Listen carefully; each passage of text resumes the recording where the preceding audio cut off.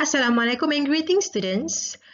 In this video, we're going to learn about consumer market and buyer behavior. This is our chapter 4, but according to your textbook, it will be in chapter 5. So if you see the handouts that I have put in your U-Future, you can actually download and see it is on chapter 5, but according to your syllabus, it is chapter 4 on consumer market and buyer behavior. As you can see here, there are 4 learning objectives, which I'm going to discuss with you. The first one, to define the consumer market and construct a simple model of consumer buyer behavior. And then secondly, we're also to discuss with you the 4 major factors that influence consumer buyer behavior. And then the types of buying decision behavior and stages in the buyer decision process. And lastly, to describe on the adoption and diffusion process for new products. So let's get started. The first one we're going to learn is the first objective. Now let's look at it. What is actually consumer buyer behavior? So from the word consumer, you already know this in chapter 1. And when you talk about buyer behavior, it is the buying behavior of final consumers. So as you know, final consumers are those individuals and also households that buy things for personal consumptions. Like when you yourself buy things for you, or your mother buy things for the whole family. So that is still considered as a consumer buyer behavior. And then the consumer markets. These are made up of all these individuals and households that buy or acquire goods and services for personal consumptions.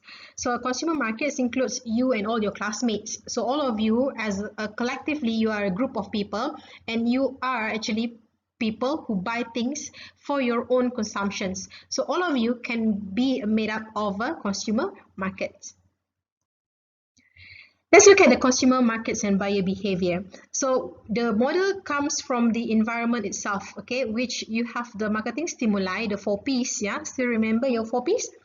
Okay, and the others, these are in your macro environment, the economics, technological, social, and also the culture.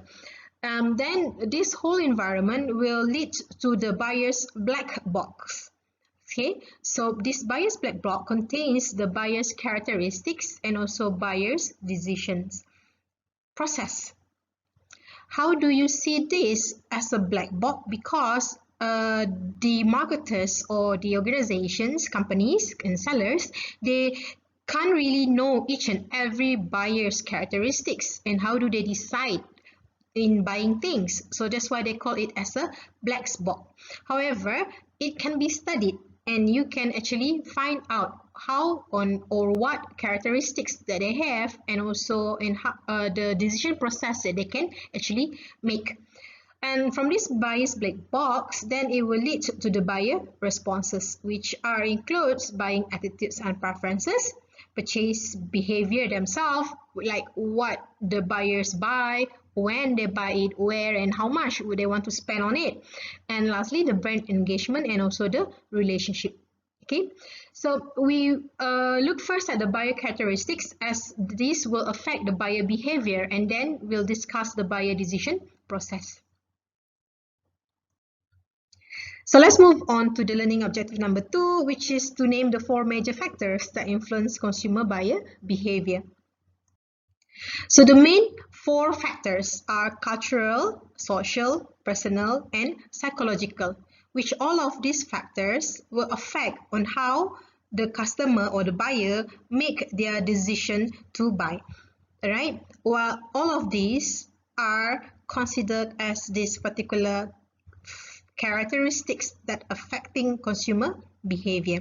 So under the cultural factor, we have the element of culture itself, subculture, and also social class.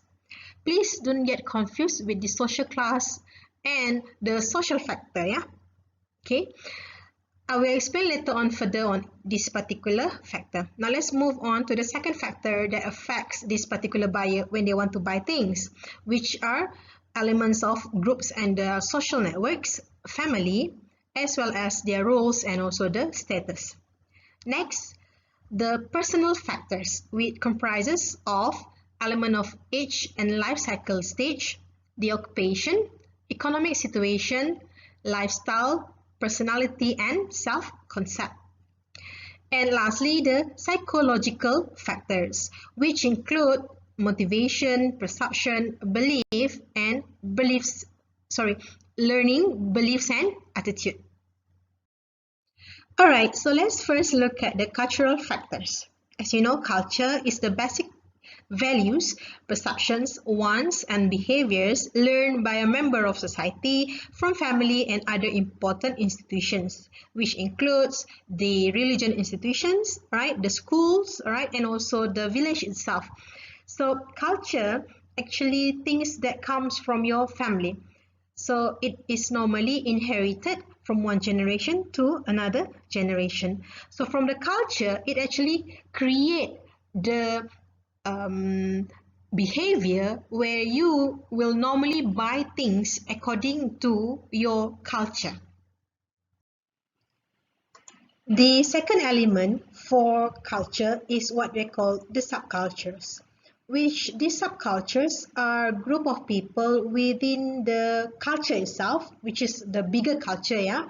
So from the bigger culture, then they come out with a smaller subculture, they call it, which are the shared value system based on the common life experiences and situation in that particular culture. So from the bigger view of the culture, then they create some other what they call the subculture just now to suit their life experience and also based on certain situation. For example, in this particular picture, you can see Toyota car, right? They are targeting the Hispanic consumers. Now, Hispanics is actually a subculture that generated from the marriage of the Spanish and also the American. So there are many American and also Spanish. They got married together and they call it the Hispanics. All right, they are having different culture than American itself. And of course, they bring some element of Spanish culture into the American culture. So the combination of these two cultures made up this particular subculture. Next cultural factor is the social classes, which are the society's relatively permanent and ordered divisions whose members share similar values, interests, and also behavior. This social class is measured using the combination of occupation, income, education, wealth, and also other variables. So typically, in countries like India, for example, they do have this particular what they call the ranking. Okay, if let's say we look at Malaysian situation, so the social classes can be typically shown for those people who are in the top 20, middle 40, and also bottom 40. Okay, so those people who are B40, they call typically, are those people who receive the Bantuan Rakyat during this particular MCO. Okay, so those who are in the top 20, T20 they call it, normally are those who are very wealthy. They have a good income, okay, they are very wealthy. Okay, and these are people who normally are the donators, right? So these are the one who donates a lot of their money or the food and also some other household items for those people who are at the bottom 40 just now, the B40 social class in Malaysia. Okay, so if you are in that particular bottom 40, all right, so the way you buy things are typically related to what you value most. Okay, so as you know, during this particular MCO, a lot of people are very concerned about food, all right, and things that those B40 people typically will actually buy. Okay, when we talk about their buying behavior, they will only buy things that are very what they call necessities. Okay, while those people in the top 20, all right, they may not have concern about food because they have a lot of money, you know, the food is always there for them, and perhaps the MCO doesn't affect anything towards their income, so they may not be very cautious in buying things. So typically they will buy anything they like expensive jewelries, watches, or luxury cars, and so on. Okay. So this is the example of the major American social classes. I don't have to go through this because I already explained to you on Malaysian social class just now. Next, the second factor which affecting the consumer behavior is social factor. Okay, in the social factor, the first element is groups and social networks. There are typically three groups. Yeah, when people wanted to buy things, they might want to look at, let's say, a membership group, which are the groups with direct influence and to which a person belongs to. Okay, so let's say you are a UiTM student, so you are actually a member of UiTM, right? And things that typically UiTM students buy are the things that you also will buy. All right. Second one is the aspirational groups, which this is a group of people, okay, where you wish to belongs to, right? For example, although you are actually a member of UiTM because you study in UiTM, perhaps you might have the aspiration, all right, where you wish you were a group of students from Harvard universities or Oxford University. So when you look up to those people, all right, these are the group which you consider as your aspirational, where you wish you want to belong to them, with them. Okay, you want to belong with them. So what happens is that although you are not Harvard University students, for example, and as you consider them as your aspirational groups, you might want to buy a sweater or a t-shirt that comes with the writing or the labels Harvard University, right? Although you're not a graduate from the Harvard University, but you just buy that particular sweater or t-shirt because you aspires to be that in that particular group. The third one is the reference groups, which is a group that form a comparison or reference in forming attitudes or behavior. Reference groups are actually those group of people that you will normally believe in whatever that they are saying, right? And you will normally think of what would this person buy, then I will also might be useful to buy things like that as well. Right? So typically this reference group are in the group of your social network as well. All right, like in your online social networks, your buzz marketing, social media sites, virtual worlds, or from the word of mouth that you heard, as well as the opinion leaders. Right? So for example, when the social media influencers, I don't know, maybe you like Fazura and Fatah Amin, for example, right? So whatever that Fazura says in her Instagram, or Fatah Amin says in her Instagram, people might look and think that whatever that they are saying may be correct, right?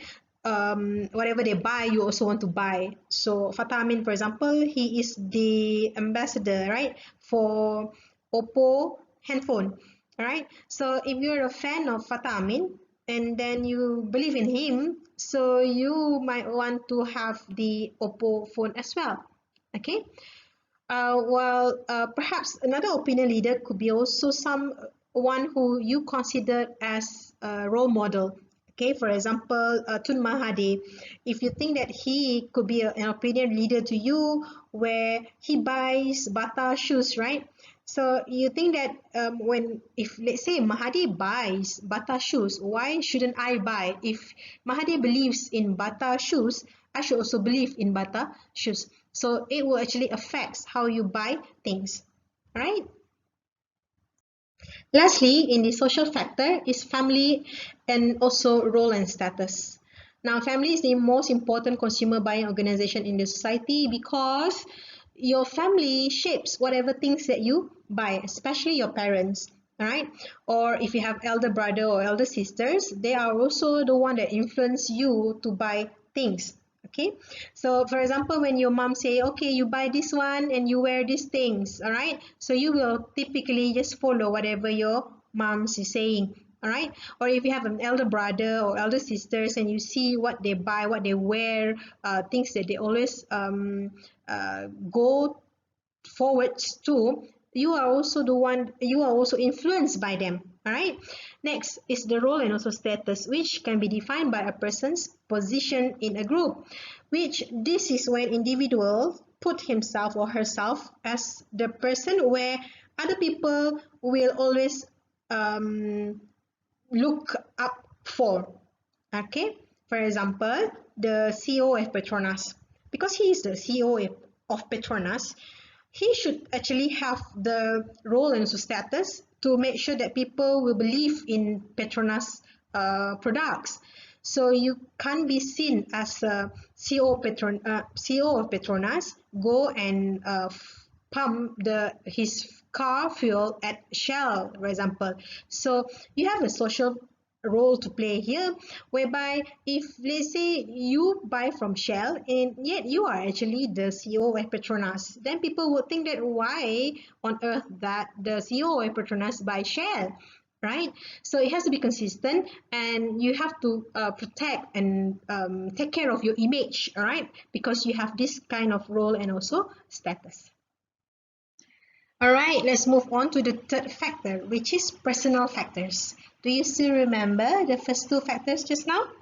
So the first was cultural factor, second, social factors, and this is the personal factor. Now let's look at the first element, which is age and also life cycle. So as age and life cycle is actually, they are together, yeah? So if you are at age 5, you are considered as toddlers. If you are at age of 15, you are considered as teenagers. So that is your life cycle as a teenager. So if you are a baby, so that will be like age less than 3 years old or 5 months old. Things that you will need will be different, okay, as when you are in the young adults or adults, okay, and move on to the elderly and so on. So the PRISM lifestyle group system consists of 66 segments with 11 life stage groups. If you want to know more about this PRISM, please read the textbook or you can just Google them, all right? I don't want to take so much time to explain to you on this PRISM. Second personal factors is occupation, okay, and their economic situation. So occupation of course affects the goods and services bought by the consumers itself, and as occupation will actually reflects their economic situation, including their spending patterns, their personal income, how do they want to save things, and also the interest rate of the current market. Okay, so occupation, typically if you are in the professional occupation sector, all right, typically your economic situation will be very good because you are at the top 20, like in the social class of Malaysia. Okay, so the spending pattern, their personal incomes will actually affect things that they typically buy. On the other hand, occupation which are, let's say, at the clerical level, okay, clerical level, their spending patterns are typically for the necessities, okay, because their personal income may not be that much, all right, and they do a lot of savings, and they are very concerned with the interest rates in the market. All right, so the next element in personal factor is lifestyle, which is a person's pattern of living as expressed in his or her psychographics. Now, the lifestyle is actually the day-to-day things that you do, all right? So, whatever that you like to do, you will be investing more time on that particular things. Or what you like to do will be depending on your, of course, psychographics factor. Now, let's look at example of this body shop where the market's much more than just beauty products. Okay, it's a cosmetic embody the ethical consumerism lifestyle. As you know, or if you do not know, actually body shop is the shops that actually take care of the environment by making sure that whatever products that they sell does not harm any environment, does not kill any animals, and they use organic products. Okay, so Body Shop is one of the example of company that or a business that do this societal marketing orientation.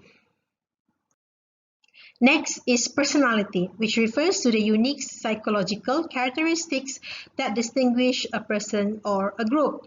Now, personality is an individual factor, yeah? That's why they call it the personal factor.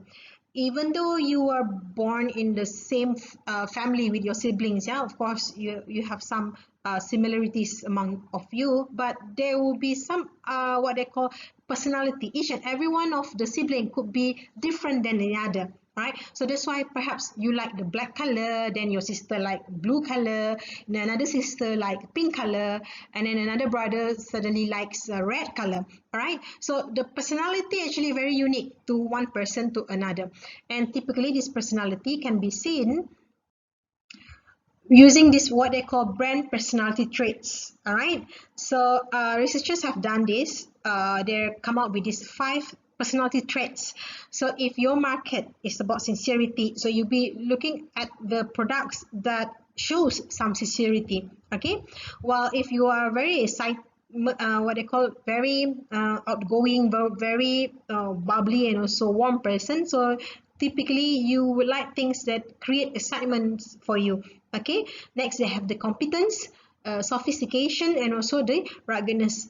So normally the personality will be shown by whatever things that you wear, especially the clothes. Right, so that's why there are many brands, okay, on the apparels brand that actually try to suit and also meet these 5 personality traits that represents this particular group of people, because you are not the only one that are being sincere, right? So there are many other people and sophisticated, right? So things that you wanted to buy as normally shows that you are a sophisticated person, and also some ruggedness if you are a rugged person.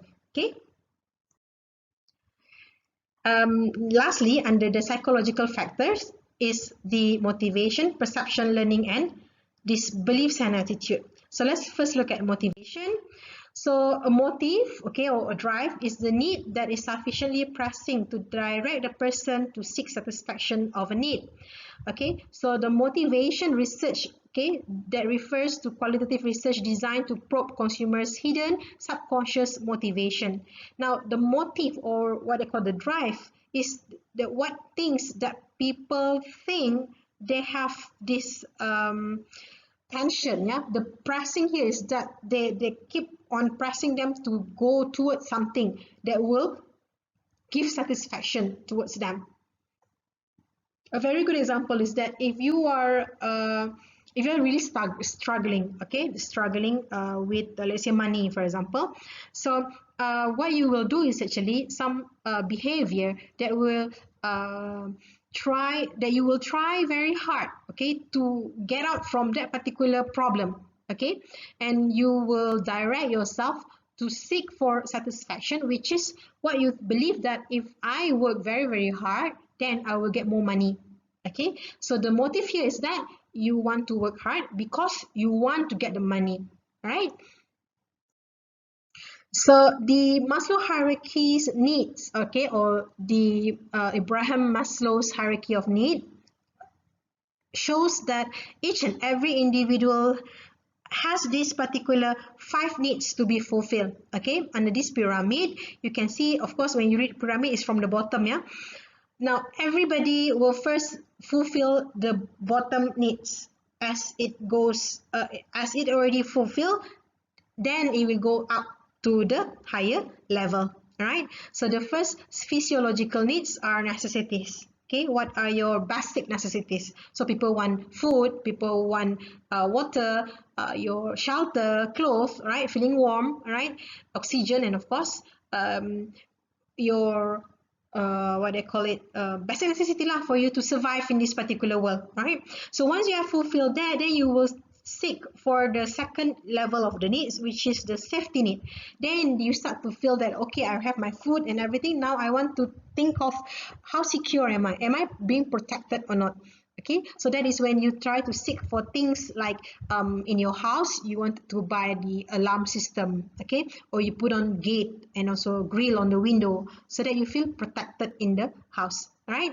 So as you already have that needs of safety just now, then it will direct you, or you will start to feel motivated in accomplishing your social needs, which the social needs are related to the sense of belonging and also love. So you want to have friends, you want to have a family, okay, you want to have people around you, and then you start to, okay, let's go out together, okay, or let's go for a dinner or do study group and so on. So this is when you want to be belong with other people, so you will spend things to be together with other people.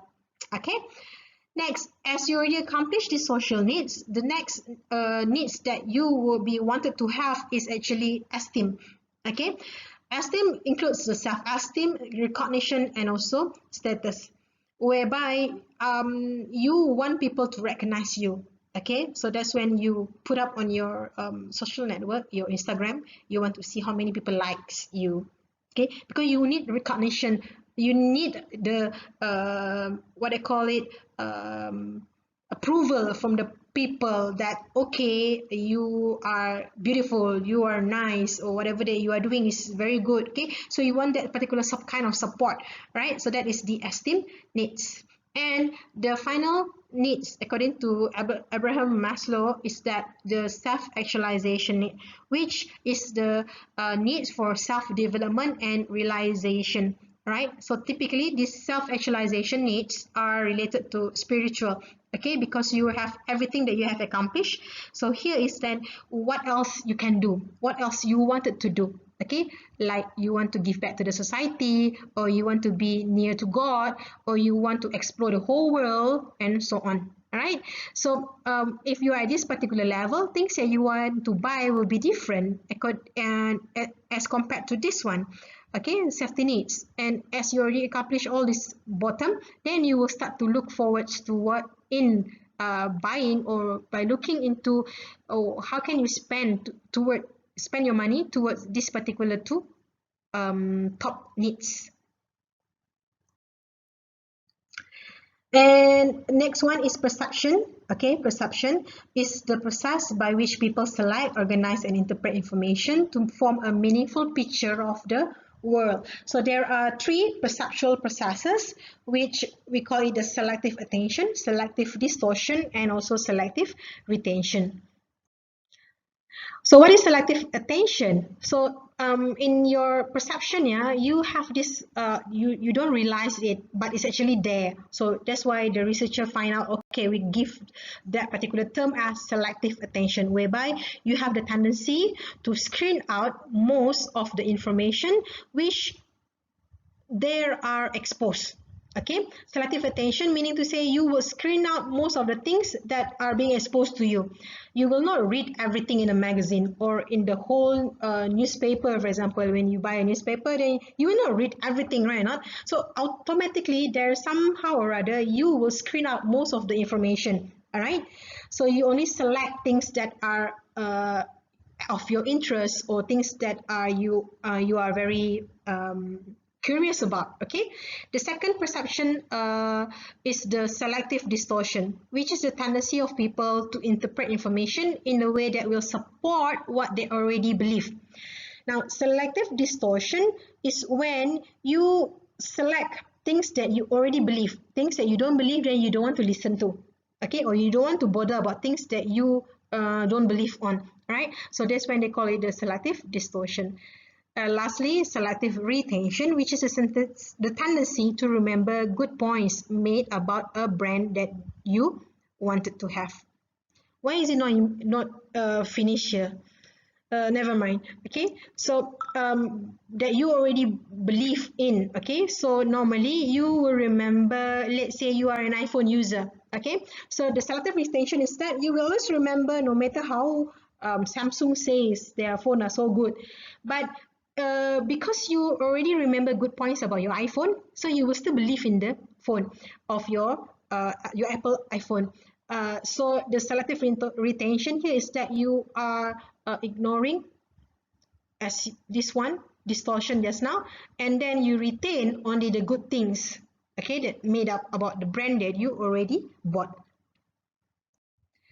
All right, next is learning, which is the change in individuals' behavior arising from experience and occurs through the interplay of drives, stimuli, cues, responses, and reinforcement. Now, people will learn things, okay? When they buy things, let's say one day you go to that one particular restaurant.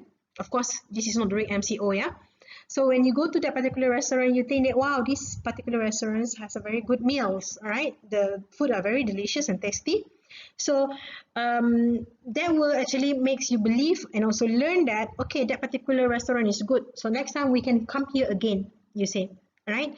On the other hand, you also learn that if the first time you go to the restaurant and it is not nice, okay, let's say the waitress are very rude and then the food are not up to your taste, all right, so you also learn that that particular restaurant is not up to your standard and you will not come again. So you learn from that particular first experience that you had in that particular restaurant. So these are the learning process typically, okay, that will actually tell you whether will you buy that again or will you want to buy that thing and so on. And when you talk about, let's say, reinforcement, sometimes because you are being forced to, okay, reinforcement, like for example, if you want during this MCO and you want to go to the shopping malls, for example, so it is a must to wear the mask, okay, so it's a reinforcement. You learn that, okay, if you don't wear mask then you'll be exposed to the COVID-19 virus and so on, okay. That is about learning. Lastly is this the belief and also attitude, okay. So again, this is in your psychological factor, which is in your mind, yeah, what makes you think you want to buy it because you believe. All right, so what is a belief? It's a descriptive thought that a person has about something which is based on their knowledge, opinion, and also their faith. Now belief is very much different than the culture, yeah, because culture normally it is because it is the what is being inherited or what is the environment that you are being brought up to.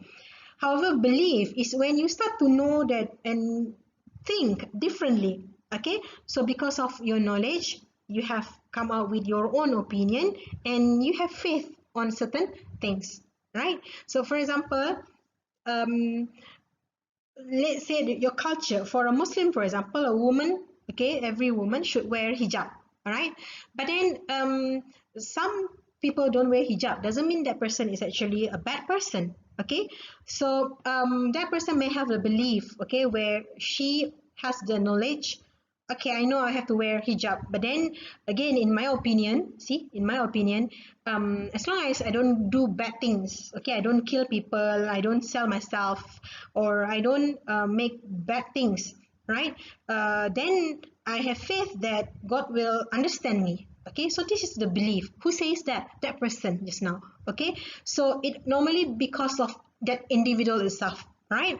And the attitude will describe a person relatively consistent evaluations, feelings, and the tendencies toward an object or the idea. Of course, it's very much related to the beliefs, right? So it will actually show. Belief is whatever inside your mind, okay, what you believe in your heart, while attitude is shown on whatever things that you do, okay. So it will be normally consistent, okay, evaluation, because when you believe that way, then you will have some tendencies shown you by portraying the attitude towards some object or the idea itself.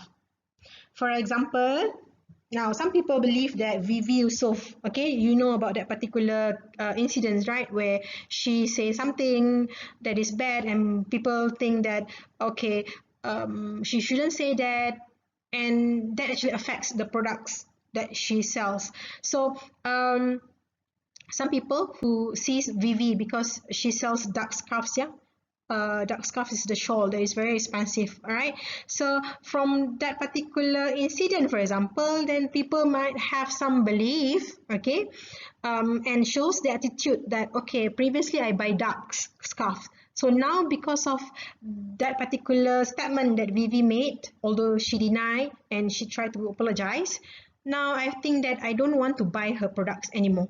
Okay, so that is the attitude that can show towards some object or the idea of the things that they already believe. Okay, so before we go to learning objective number 3, I hope you are still with me, and if you think you need a break, then you can pause this particular video and go have your drink or go eat first, okay, then come back and we'll continue with learning objective number 3, which is to list and define the major types of buying decision behavior and the stages in the buyer decision process. Okay, are you ready? Now there are 4 types of buying decision behavior, which is complex buying behavior, dissonance reducing, habitual, and also variety seeking. So let's look at each of these. The types of buying decision behavior includes the involvement, okay, and also the brands differences. Okay, involvement here includes whether you wanted to invest money in that particular product.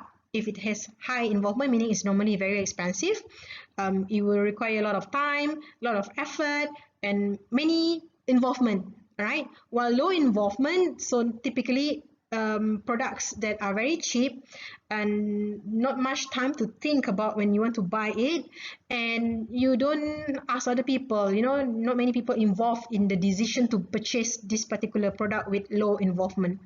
While when you talk about significant and differences between brand and also few differences between brands, this is related to how each and every brands very different or not so much different.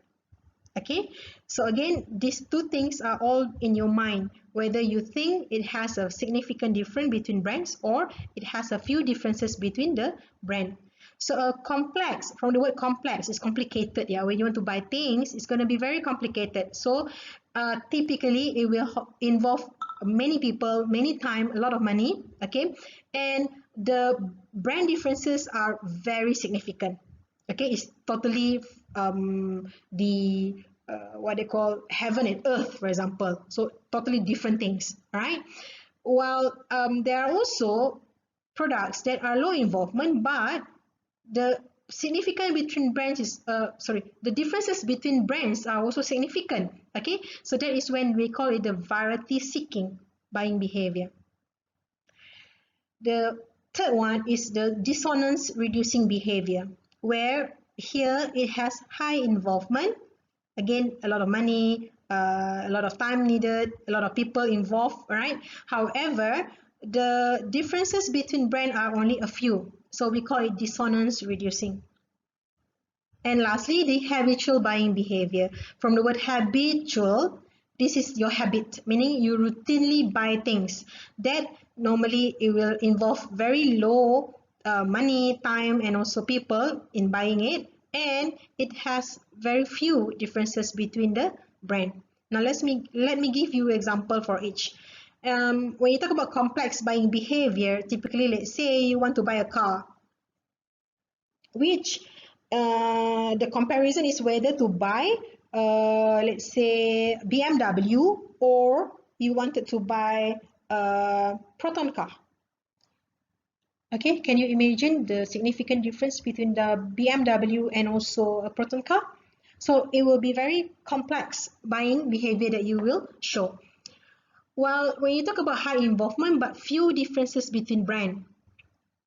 Now, when you want to buy a car also again, let's say the difference now is that whether you want to buy a BMW or you wanted to buy a Mercedes-Benz, okay? Or it could be also whether you want to buy a Proton car or a Perodua car. So the differences between the two brands are not much, okay? Proton and also Perodua, they are not that different anyway. So you consider that you can consider that as dissonance reducing behavior. I will explain to you what is actually the word dissonance means later in the decision making process. Okay. Next, when you talk about this variety seeking behavior and also habitual buying behavior, yeah. Now, it is low involvement, meaning things that are related to this particular products are cheap, and it doesn't require you a lot of time to buy. To think when buying the product. However, there are significant differences between the brands. For example, either you wanted to buy Coca-Cola drink, or you want to buy a yogurt drink. Okay,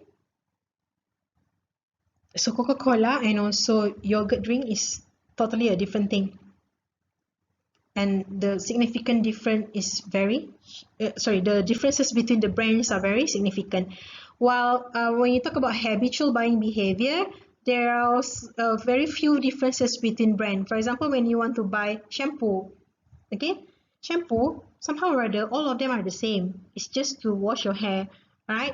So typically, you will just take any brand, okay, because they are more or less the same. So Pantene or Sunsilk or Dove or Herbal and Essence and so on. All right. So they call that as the habitual buying behavior. All right. Let's move on to the buyer decision process.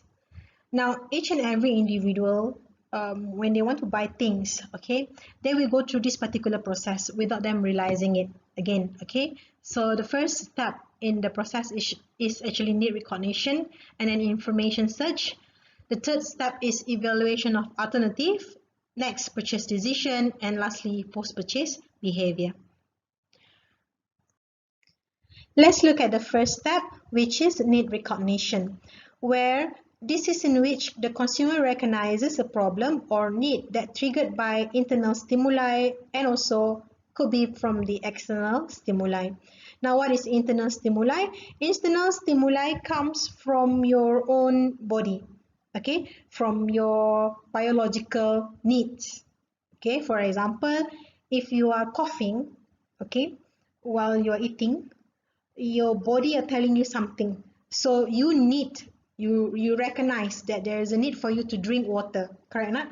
Or when you feel dizzy, you have headaches, all right, and you don't feel well and your body is so hot, all right, so what happened is that your body is actually trying to say to you that you are sick. So the internal stimuli shows from that particular biological needs of you, and you start to think that, okay, I need to go to see the doctor, or you need to eat the Panadol, all right? While external stimuli, okay, can comes from your outside of your body, which from your five senses.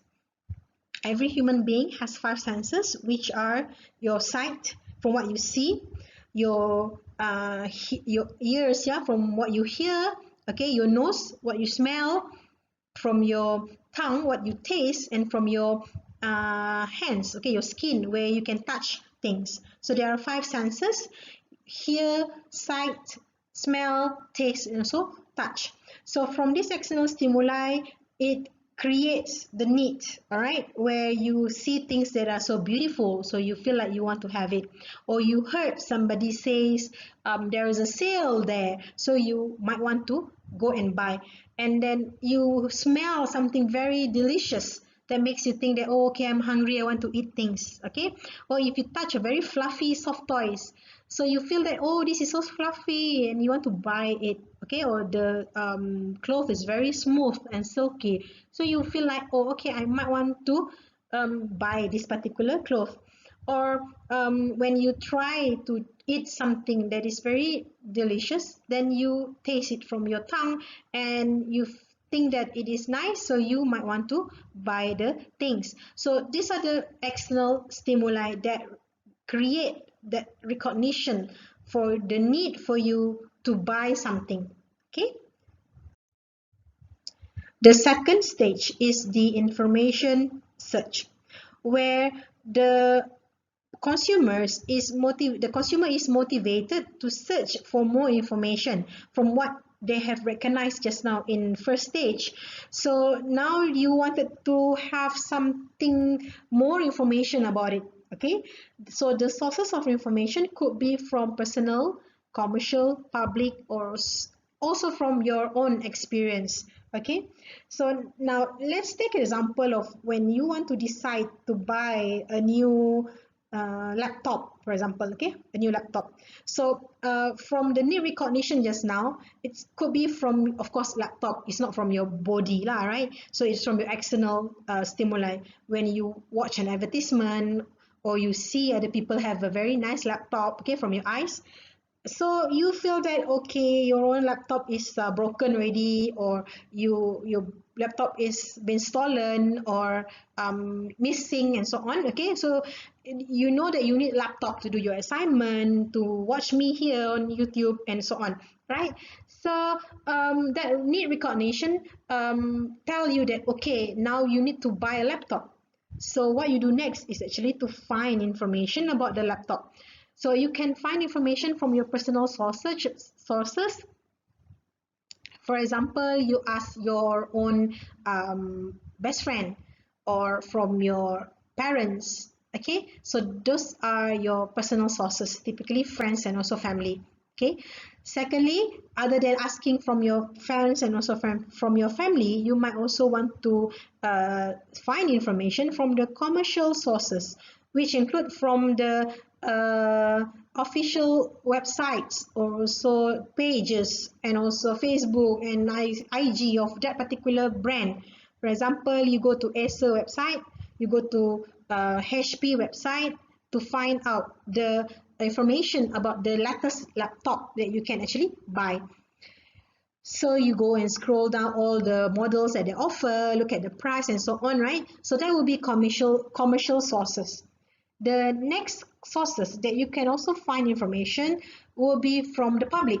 Okay, now the public are not the people that you know, but you may think that these people might understand or might have an what they call it, a review about the product which they already experienced using that particular product.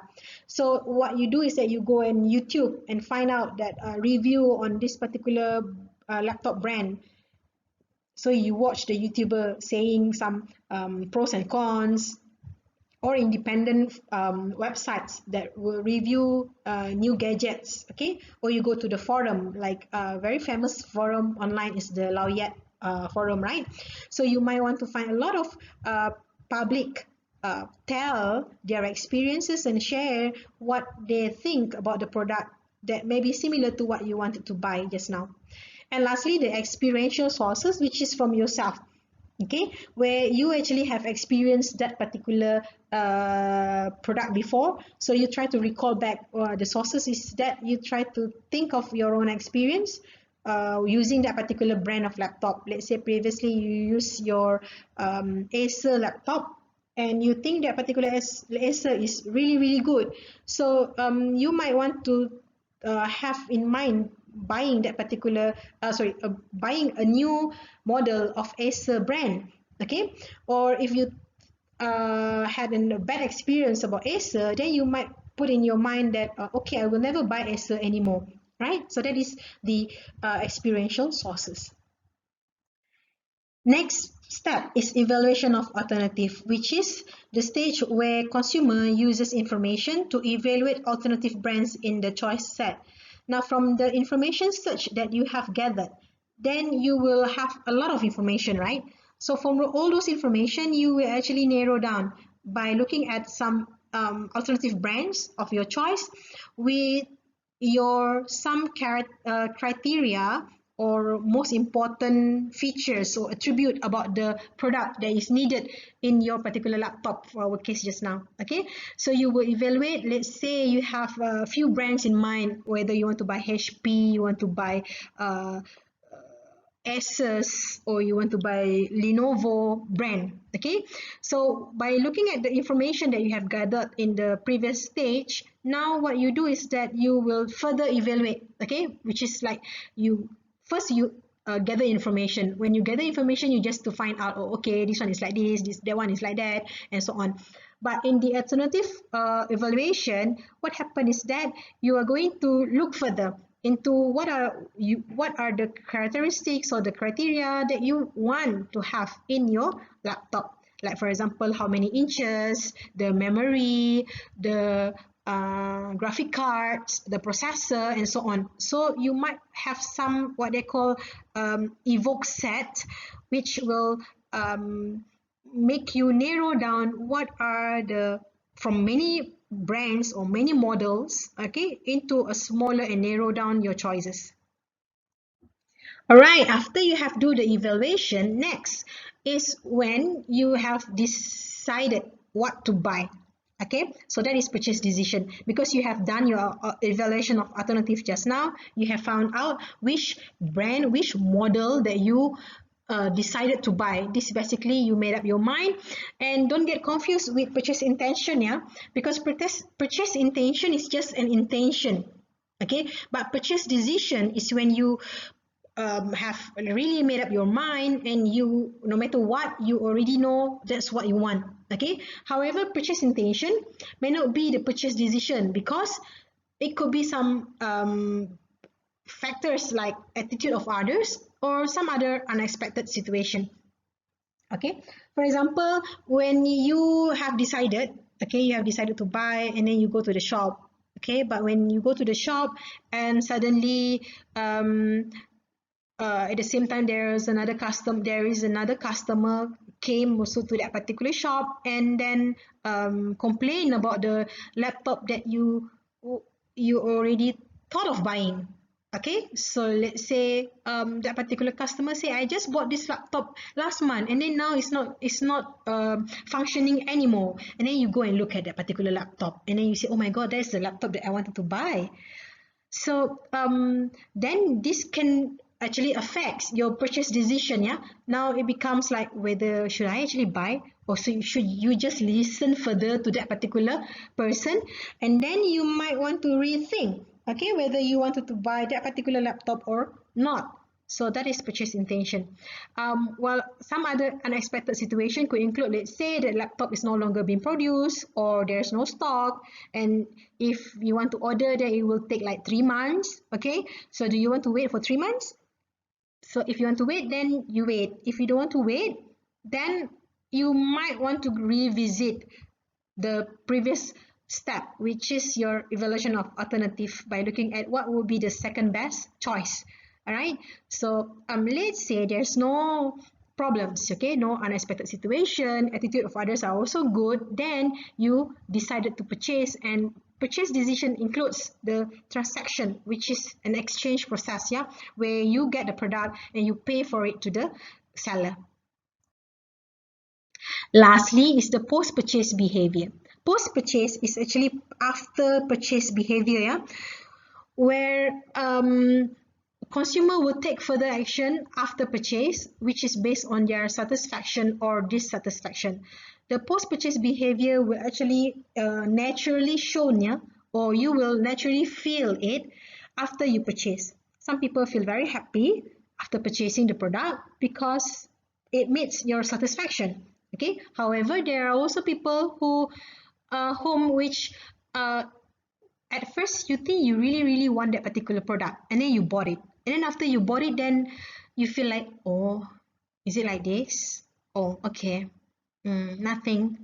I don't feel anything. So that is what they call the cognitive dissonance, yeah, whereby you have the gap between what you expect and what is actually came out to be. All right, what they call the cognitive dissonance. So that's why just now when you have the cognitive dissonance buying behavior, what you are actually trying to do is that you want to reduce the dissatisfaction and make yourself happy after purchasing the product.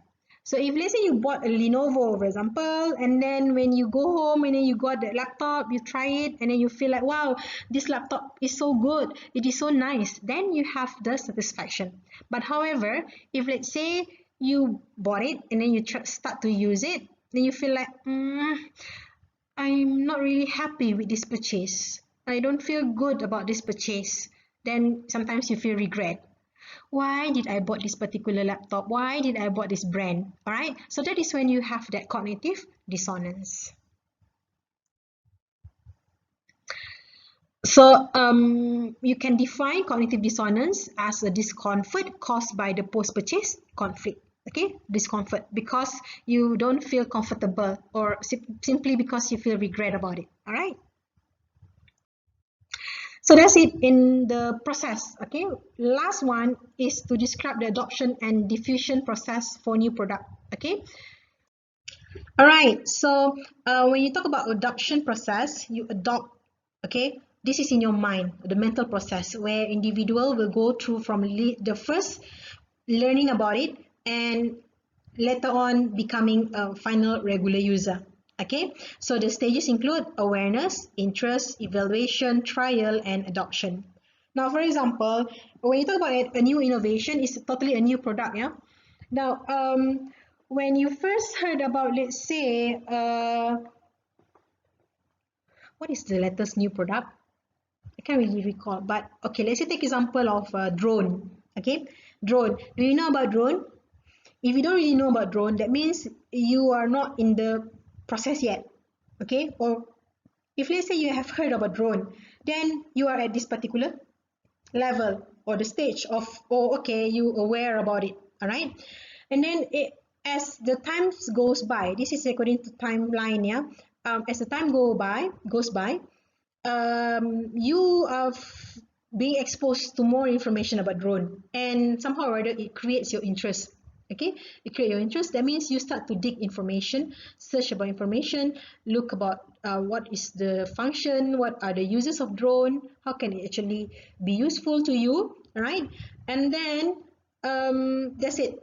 That is up to interest. If let's say it is really makes you feel interested, then you start to feel that you may want to buy it, and then you start to evaluate whether is it actually worthwhile for you to buy that particular product or not.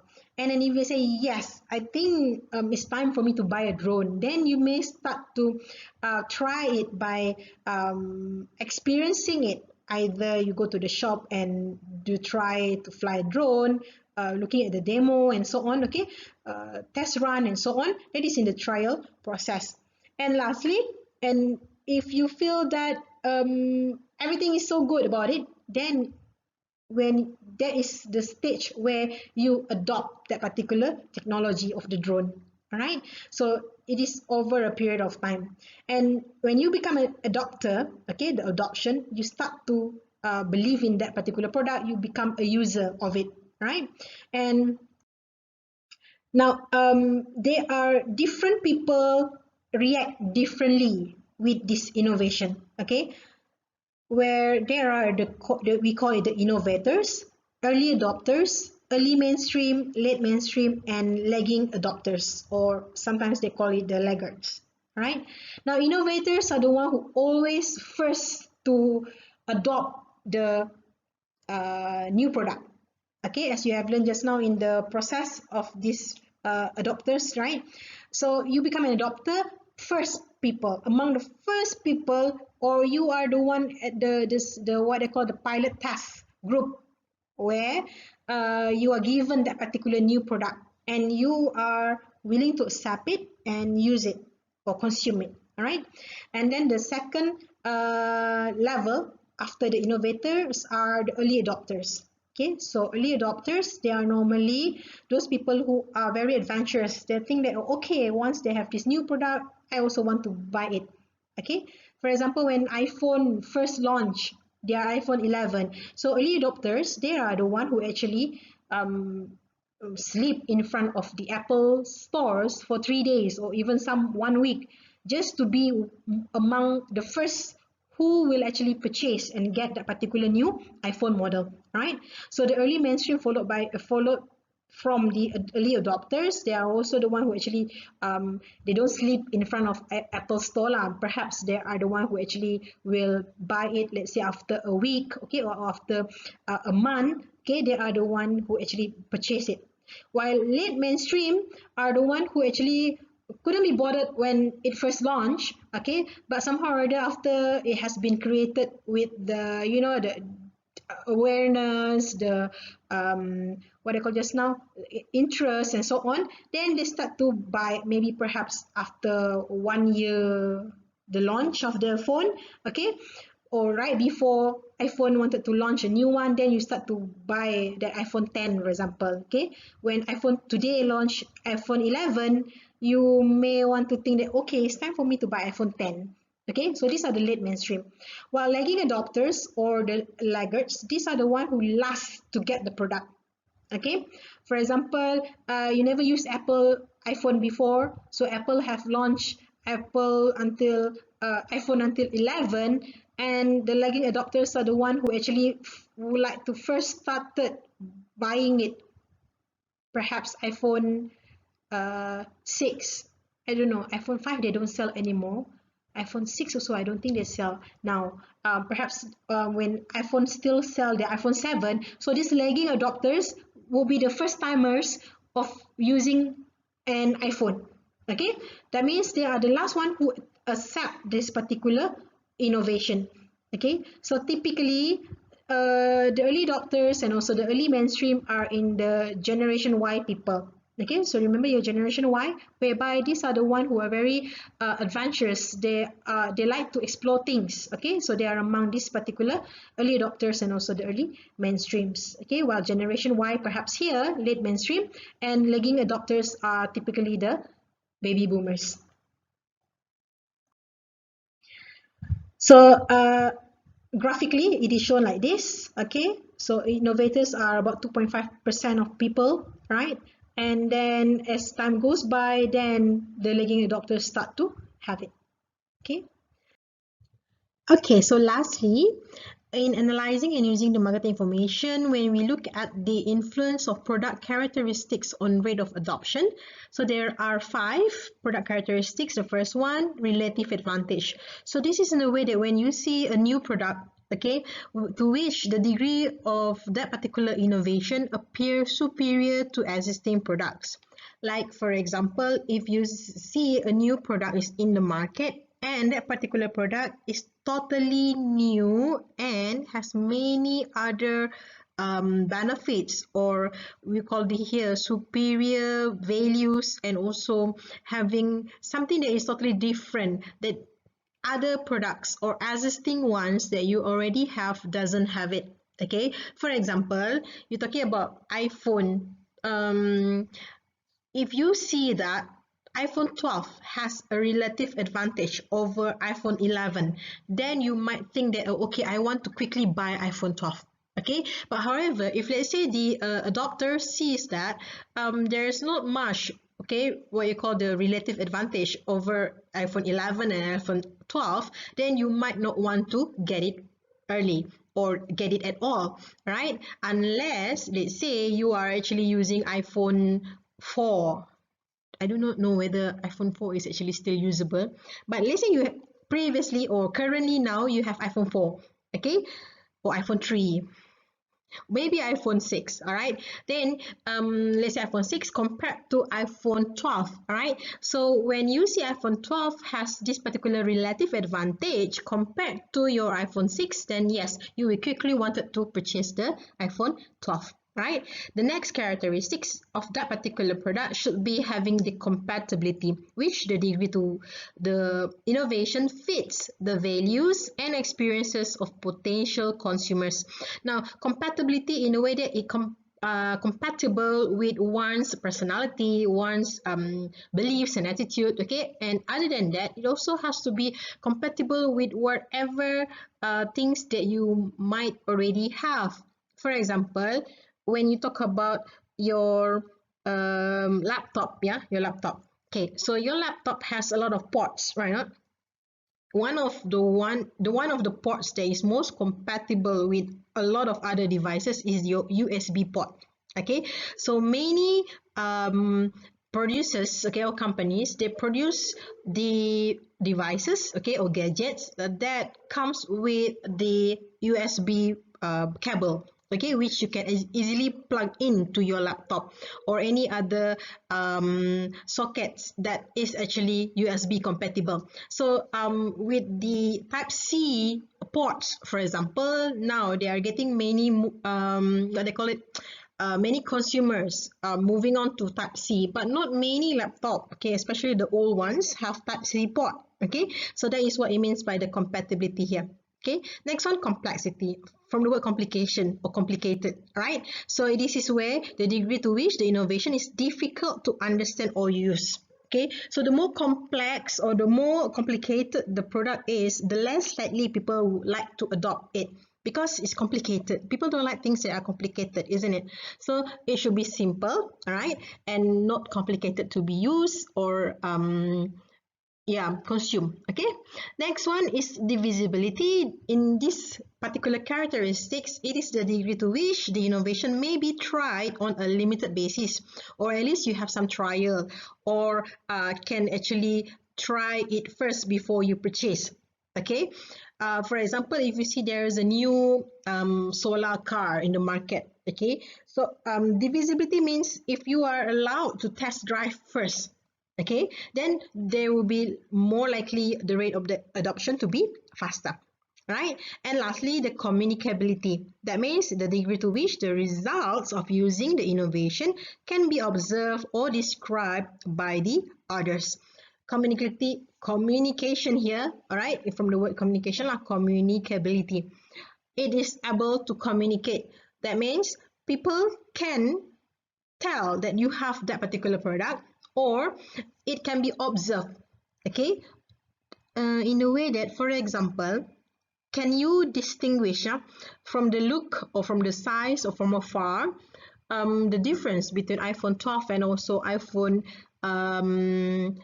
11? Okay, so even let's say you have your mirror selfie, right? Normally you will take mirror selfie, then people can tell what type of phone that you actually use, right? So that is in a way that people can actually distinguish, or people can tell what type of phone that you are using when you take picture on using that phone that you're using and put it, let's say, on your Instagram or in your Facebook. Okay, so that is when people can clearly see things, all right, and you would like to have it if, let's say, the product are actually easy to be spotted, all right, that can be communicated in the way that you want to show off. Indirectly, you want to show off things, all right, unlike things that are hard to be observed, or things that are cannot be described by the others. So for example, if you are wearing a new for girls, maybe you can talk about, let's say you wear a new eyeshadow. People will then know that you are actually wearing or putting on your new eyeshadow, okay, because you don't bring your eyeshadow palette everywhere, or even if you take picture, you don't show your eyeshadow palette, isn't it? It's just that you show your eyes, but then people may not know that is that your new eyeshadow or not, all right? So that is in a way that how the product can be communicated to other people that it is actually totally new, all right? Because even though it's new color to you, it's purple, previously you never wear purple eyeshadow, for example, but then people wouldn't notice that it's actually new things on your eyes, okay? Perhaps people just thought, oh, okay, there is a new color, but then there may not be a new product, right? So that is about communicability, all right? So with that, we have finished our chapter 4. Sorry, I took more than 1 hour, all right? So I hope you have understand all of this, and if you have any questions, please ask me in our Telegram chat, okay? And I'll see you all next week, all right?